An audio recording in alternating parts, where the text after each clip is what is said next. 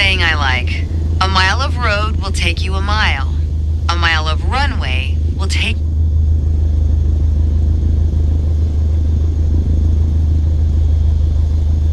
Taking off isn't hard, but there are a few key points to remember. First, we always take off into the wind, which won't be an issue on a calm day like today. Second, before we enter a runway, we always make sure it's clear. Everything looks good, no cross traffic. Go ahead and taxi into position. The rudder pedals should make steering the plane pretty easy.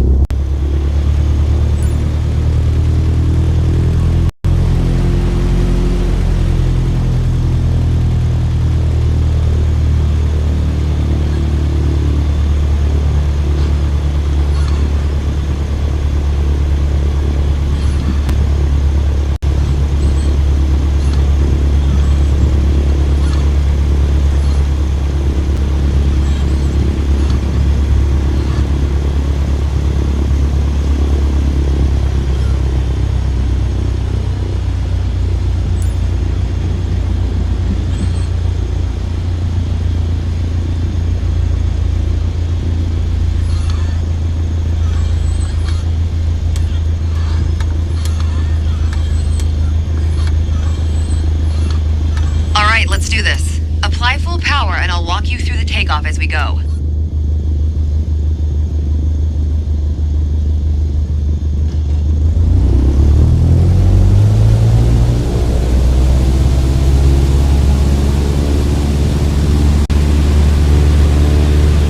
Use your rudders to stay on the center line and keep pushing power until you reach 55 knots.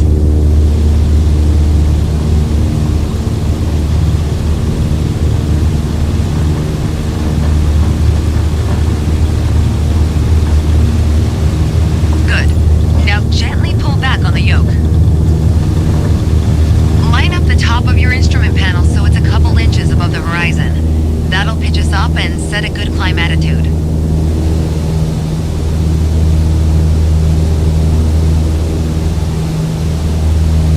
And we're airborne. Focus on flying straight. Use your rudders to keep the runway heading of 210 degrees. Maintain 75 knots and we'll reach our target altitude of 5,500 feet in no time.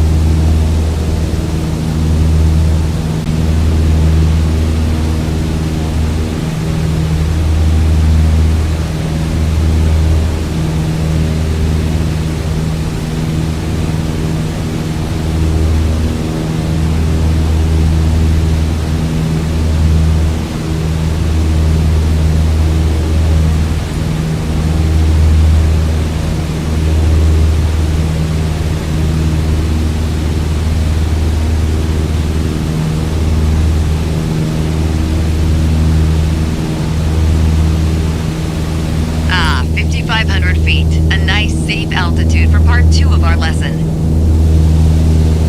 Straight and level flight. First step here is adjusting our attitude. We're in a cruise attitude, pushing max power. To stay level at our target altitude, let's start by easing the throttle back to 1800 RPMs.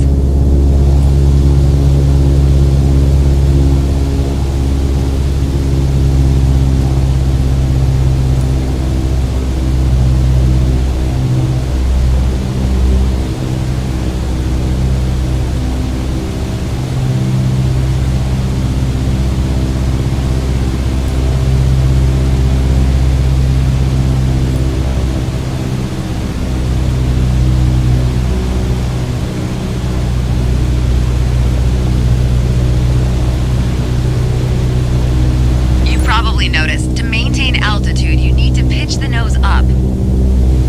You could just keep pulling on the yoke to hold steady, but that's not really a precise means of control. Probably better to adjust your trim wheel until you don't need to push or pull on the yoke. Drag the trim Drag it up to set the nose down. Try adding trim to keep us at 5,500 feet without increasing throttle. If you feel our pitch slipping and need to get back to the proper attitude, don't worry. Just pull on the yoke, then dial in the right trim.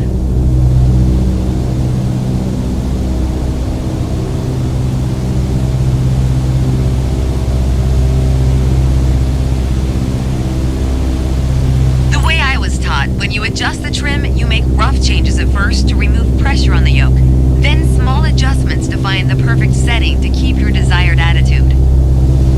That's the key to straight and level flight. It saves you from constantly pushing or pulling on the yoke. And that gives you more time to enjoy the ride. If you want more practice using the trim, go for it.